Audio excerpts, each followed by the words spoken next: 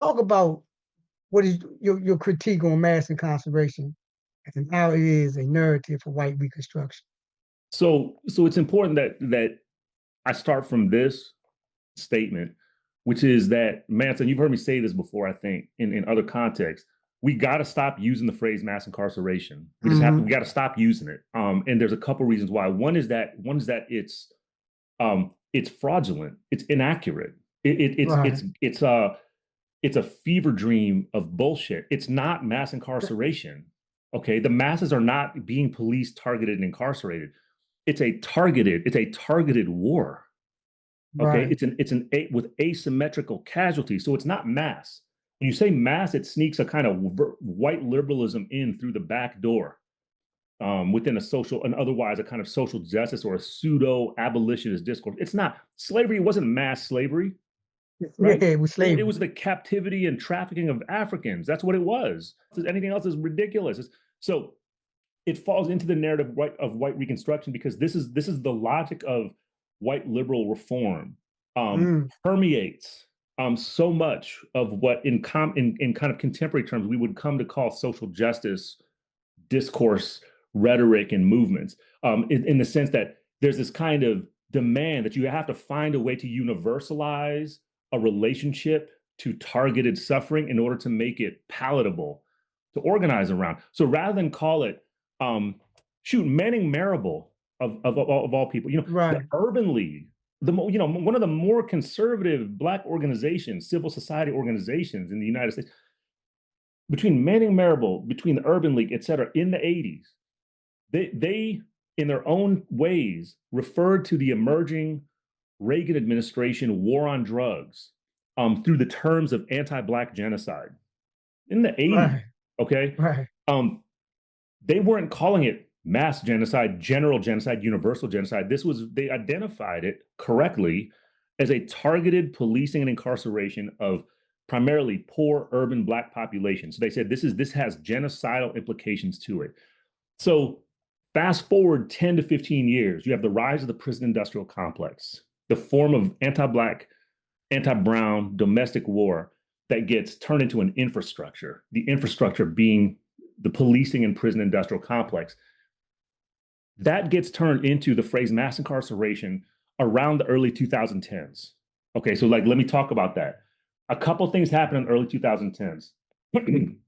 One is that our colleague Michelle Alexander's book came out, The New Jim Crow, right? And there's a lot of energy behind it, and it circulated massively. It was widely read by multiple generations of people, and I will argue that the analysis is a liberal analysis. Yeah, of course, of You course. know, Hey, and let me but sidebar we you got to real quick. say that, Mansa, because a lot of Right. people would not concede that. A lot of people a lot of people that I've talked to who don't know, honestly don't know any better. They say it's an abolitionist analysis, but Yeah, she would yeah. tell you it wasn't. Anyway, go ahead. Now I'm sidebar and you get back. I was just at a thing in Georgetown. And she was one of the persons on there. And she said, as she wrote that book, okay, going back to what liberals do, they got to find somebody to be a spokesperson for their ideas so they can get this narrative out. So she said it. She said that, mind you, after she wrote the book, then what's going on in Palestine is front page and center. And if you say anything other than Israel is right, they got a right to defend themselves, they kidnapped and killed, yeah. If you say anything other than that, then you being blackballed. She said out of her own mouth, say she was a coward because she didn't stand up because she wanted to protect the gains that she had, and then she got to a point where her conscience wouldn't let her sit back and say like, I can't say nothing. But she, by her own admission, she recognized that. But I've been looked at that book in the context that it was given and why. Yo, Right. hey, to her credit, at least she's honest. Yeah. I give Professor Alexander, I give Michelle credit. Like she's honest. Like Yeah. she will tell you during that phase of my political existence, like I was not where I am now. And I'll tell you, since what's interesting is that in the 15 or so years since Michelle Alexander published New Jim Crow, her political and ideological positions have actually come closer, toward a radical and abolitionist focused liberationist position than it Right, was right, during that time. So, right. but here's the thing that happens in terms of thinking through. First of all, the book prominently uses the phrase mass incarceration, Mm-hmm. right? So that becomes part of it, and then simultaneously, in many ways, the book was just it was kind of the propaganda arm of what I view as a liberal progressive philanthropic agenda, Yeah. fueled by foundations to Mm-hmm. canonize the phrase mass incarceration. And the way it canonizes it is not only by platforming spokespeople, right? Not only by supporting the circulation of certain kinds of books, but actually philanthropic foundations created research and funding streams for think tanks, for academics. It created organizing streams for grassroots organizations and whatnot, organized around the term mass incarceration. So Yeah, yeah. the other reason why that phrase is so fraudulent and damaging is it presumes the notion that the problem is not incarceration. The problem is Yeah, mass yeah, yeah, incarceration. yeah. That's right. That's right, So Dylan. right. Yeah, So the that's thing. right. That's right. So whether it's the Mellon Foundation, the Rockefeller Foundation, all these kind of liberal humanitarian type foundations, which are again like they're given our previous definition of civilization, these are the think tanks of civilization. Okay, they're funding research, artistic, and organizing efforts around the phrase mass incarceration that is based on a strident reformist framework. The idea that the point of engaging with mass incarceration is to reduce incarceration to a respectable level. So Mm-hmm. maybe rather than having 2.5 million people in some version of lockup from children to elders, right? Maybe you get onto a mission. Okay, we will no longer call it mass incarceration when the threshold reaches 1.5 million. No one ever Right, told right, us, right, right, right? No one ever told us when it would stop right, being mass incarceration. It was kind of right, this right. general squishy liberal term. But it's no different, Mansa, than there's other terms like this that also do the same fraudulent work. The phrase school to prison pipeline is another one. Yeah, I have a couple comrades, Connie One and Damien Sojourner, that did some foundational analysis of this, and they showed how it's the very same forms of academic and philanthropic collaboration that canonize the term school to prison pipeline based on a couple assumptions. One is that the notion that school is actually a great place to be, which for many people it is not. Why? Because yeah, it's yeah, in yeah, continuity with prison, right? The yeah. school is actually one of the most carceral and police sites that people go to other than jail or juvenile incarceration. Right? Mm-hmm. So the idea instead is that it's not a pipeline. It's actually it's kind of an overlapping flow, right? Right. It's like Right. two tributaries that like flow into the same Flowing to the same carceral. place. Yeah, that's the point. So this is the point. This is the things that when we start to hear these phrases like mass incarceration, like school to prison pipeline, when we start to hear these things get canonized and used in a universal way, put it this way: as soon as you see a professor, somebody in my line of work, right? As soon as you see one of my coworkers start to use the phrase in their research, start as Fanon would say, start sharpening your Yeah, swords. Start yeah. sharpening your Question. swords. Yeah. You need to start asking questions about where that's coming from, what's funding it. Usually there's some kind of foundation or think tank that's funding that operation.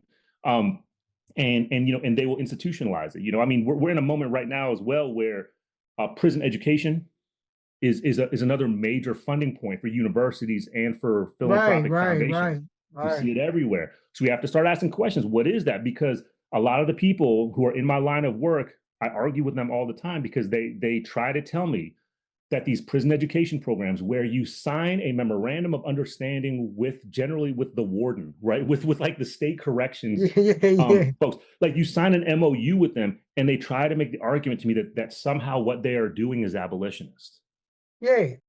This is the problem, right? This is the problem is that you are doing something that is actually an extension of the Department of Correction by doing prison education and you are calling it abolitionist.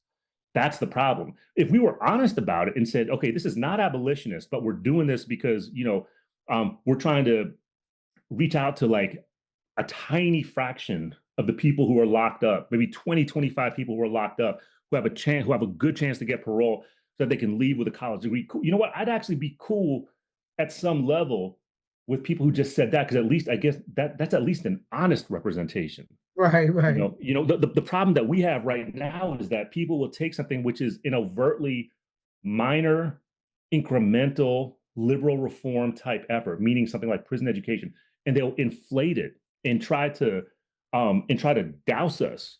I guess people nowadays they call it gaslighting, right? It's a form of liberal propaganda, and they'll try to saturate our thinking and make us believe that somehow it is abolitionist. It is not. You're actually undermining abolition, right? Because you're legitimizing the prison system. And I like to take this a little further because I want our audience to understand that we both had the same disdain for liberals. We both had the same disdain for this what is called liberals. Let me say that. But Malcolm say a Democrat and a Republican is Dixie, he no more than a Dixiecrat. Now, and it's the same thing when we're talking about a Republican and a Democrat. You know, you're saying like one is a conservative and one is a liberal. No, they're both operating out the same ideological playbook. And we always get caught up on this liberal, this so-called liberal projection or analysis. And they, like you say, they heavily, that this thing I was with when Michelle Alexander was there, that's what everybody there was philanthropic. Everybody there was at the Georgetown, they got everybody there that's giving money to nonprofits. And that right there becoming the problem because you don't have the right to your autonomy once you take it, accept that money. That's right. But go talk about the how the 13th Amendment is central to white Reconstruction and the prison industrial complex. Yeah, I think it's important to think about the 13th Amendment in a really particular way. So let me say one thing about how I see the implications of the 13th Amendment being kind of seized by a certain kind of liberal discourse that leads to problems. And that's the notion that the 13th Amendment needs to be discussed primarily because it creates the capacity to exploit incarcerated people for free labor, right? Meaning involuntary servitude, right? So folks don't know 13th Amendment, look it up real quick, press pause, read it real quick. It's like a couple sentences long, okay? But what it inscribes as the conditions of the so-called emancipation era of the United States is the notion that involuntary servitude will no longer be allowed in the United States or any of its connected territories except for as punishment for a crime, right? So in other words, it actually authorizes involuntary servitude at the site of conviction and incarceration.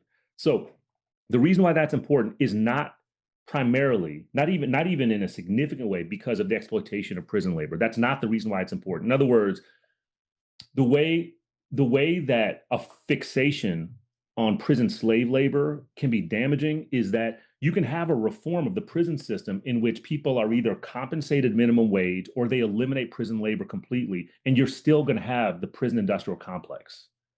You're still going to have carceral domestic warfare. It will not stop that.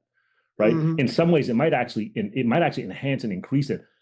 The other part of this, too, is that the fixation on prison slave labor by way of the 13th Amendment, I think it also dissipates the political energy of a lot of collectives and organizations towards trying to abolish the prison slave labor component of the 13th Amendment. This is something that I closely observed here in California a couple of years ago with a proposition that was attempting to abolish prison slave labor. Right. Here's the thing: it failed. Like I live in a state, a supposedly liberal state, where like it overwhelmingly failed. So the overwhelming majority of voters in California rejected the notion that you needed to abolish prison slave labor. So they're for it. Okay, that's the other part of this, right? So people are in favor. They're in favor of captive people doing involuntary servitude. And then the third thing, and this is the most important thing in my view, is that a misreading of implications of the 13th Amendment fails to understand that the reason why it's so crucial is not because of the hyper exploitation of prison slave labor. No, it's because what it's actually about is the logic of anti-Black terror. Okay, what the 13th Amendment actually does is, by virtue of the phrase involuntary servitude, we all know what that means. Right? It's not a kind of generic notion of mass slavery. It's about the particular form of policing and enslavement, chattel trafficking that involved Black people in the transatlantic trafficking, complex, and in the apartheid formation of the United States, the plantation, slavery, and apartheid formation of the United States. It's about a society that is premised on anti-Black state terror. So the logic of the 13th Amendment is actually what it says is that we will actually formally reproduce the conditions of involuntary servitude, which means all the things I just said, except now we're going to say we're authorizing at the site of incarceration. So in that sense, it re-legitimates the foundational anti-Black terror of the United States by way of the plantation apparatus, the slave plantation apparatus, into its policing and so-called criminal justice and incarceration apparatus. So I think that's a reform. Okay, that is emblematic of what we're calling, what we're talking about here with white reconstruction. That's what the 13th Amendment is. It actually reinscribes and reproduces the carceral domestic anti-Black warfare of the United States by virtue of a reform that again takes the shape of abolishing slavery, right? When a fifth grader is taught about, or when they used to get taught about, when they used to be taught about, the end of the Civil War and so forth and so on, at best they would be taught that the 13th Amendment, entailed emancipation. It meant the formal abolition of slavery. So we have to rethink and theorize all that for the implications that it has for all of our loved ones who are held captive. And so we have, like Bob Marley said, war in the East, war in the West, everywhere there's war. So now we find that we can take and transpose that saying into what's going on in prisons now. We have strikes. Alabama is reported to be going on statewide strike. We had the Georgia strike in 2010. We had Pelican Bay strike, which the documentary, for the benefit of everybody, they need to look at that and see the tenacity that went into that to get that done. We had that strike. What do you see? So can you talk about, expand on what you see going on in terms of dissatisfaction and the organizations and the organizing around people that's affected by taking a stance and doing something about it? So this is a great way to, kind of end our conversation, because a lot of what we talked about today had to do with the liberal magical thinking that permeates so much of kind of social justice and anti-racist and grassroots organizing that is affected by academia, by philanthropic foundations, by elected officials, by the Democratic Party, et cetera. And then you have this recent sequence of incarcerated people going on strike. And the strikes have taken various forms, which I think is really crucial. Some of them are labor stoppages. Some of them are hunger strikes. Some of them are basically like a concentrated version of a general strike. And some are a combination of all those things, right? Right. So what they signify back to people who are paying attention in the non-incarcerated so-called free world, right, is another different kind of moment of clarity, which is people who are in the most vulnerable conditions of subjection, who are most exposed to everyday concentrated, unmediated, unequivocal forms of state terror and state violence, like physical, emotional, psychological, and otherwise, make a collective commitment, which is actually a life and death commitment, right? They make a collective commitment to refuse to consent to the legitimacy of the state. That's what it is. These are radical acts. Sometimes people get caught up in what the demands are of these strikes.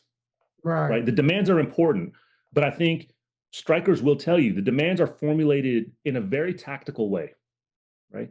So I think you got to pay attention to the demands, but you can't lose sight of the fact, you can't lose track of the fact that the very act of people who are locked up, many people who actually have a chance to get parole, I think most people actually have a chance to get parole. They're putting themselves in direct, vulnerability to the whims of a domestic warfare state by going on strike. But they are so committed and so militant in demonstrating their refusal to accept the legitimacy of the state, the legitimacy of state power. They refuse to consent to the forms of terror that they're subjected to. I mean, make no mistake. Folks will have consistently said that we went on strike because it was our last resort. That's right. Right. Our suffering under this particular genocidal apparatus had gotten so intolerable that we had to go on strike because if we didn't, we were gonna fucking die anyways. Anyway, yeah. And so this is the moment of clarity. And what I'm getting at is that people who are not in jails, prisons, detention centers, et cetera, need to allow themselves to embrace some basic political humility. Okay. Yeah. Political humility, and be guided by the leadership of captive people that are taking militant and radical measures to refuse the legitimacy of the state. That is the lesson. All right, thank you, Dylan. And You got the last word. What you want to leave our audience with? Everyone here has to do two things. One, you got to refuse the noise that is oncoming with the so-called Yeah, midterm elections. yeah, that's right. Refuse Come the on, noise of the midterm come on, elections. Refuse it. come on, come Right? on. Right? Like refuse the impulse to get Yeah, caught up in supporting be some deaf. version of Yeah, the be deaf Democratic to it. Party. The Yeah, be Democratic deaf Party is to it. not like they are part of the warfare, a genocidal apparatus. Yeah, They are not the solution. That's number one. Number two is that everybody who is paying any attention to the stuff that you and I are saying today, find a way to get engaged in some form of collective activity. Right? I'm not even saying join an existing organization because right, right, right. around where you are might be terrible. Okay, but you find a way to create or join an existing collective of people.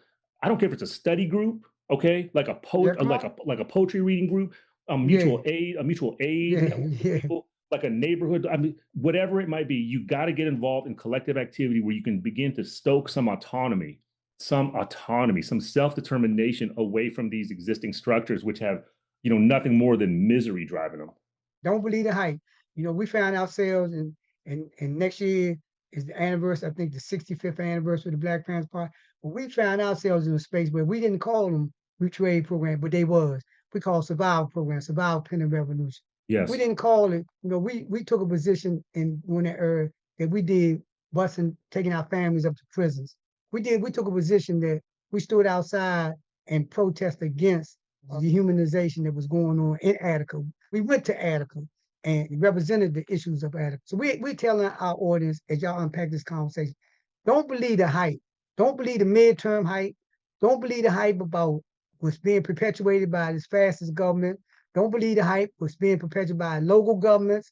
Don't believe the hype when they telling you anything other than why is no budget equity, why they can't give you no money to feed you, why they can't give you money for medical, why they can't give you money for housing, why they can't let you go in these abandoned buildings and turn them into a place to live. Don't believe the hype that the money ain't there. The money is there. It's just that they don't care. As Dylan said, when you look at the prisoners, when you look at prisoners, they say we don't have no other choice. What choice do you have today in society? We ask you continue to support the real news and Rattling the Bars because guess what? We are actually the real news.